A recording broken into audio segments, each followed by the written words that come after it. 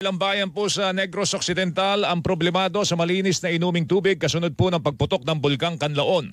Ang mga ilog at bukal kasi ang pinagkukunan po nila ng tubig na haluan po ng lahar. Dahil dito yung mga residente po sa Barangay Kabagnaan sa bayan po ng Castellana ay pumipila na po para kumuha po ng tubig sa Kaduhada Spring. Nangangamba kasi na silang kumuha ng tubig sa ilog malapit po sa Mount Canlaon.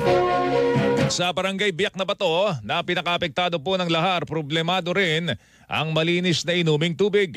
Ayon kay Barangay Captain Joselito Martinez Jr., gumagawa na po sila ng paraan para makakita po ng iba pang mga pwedeng mapagkukunan po ng tubig.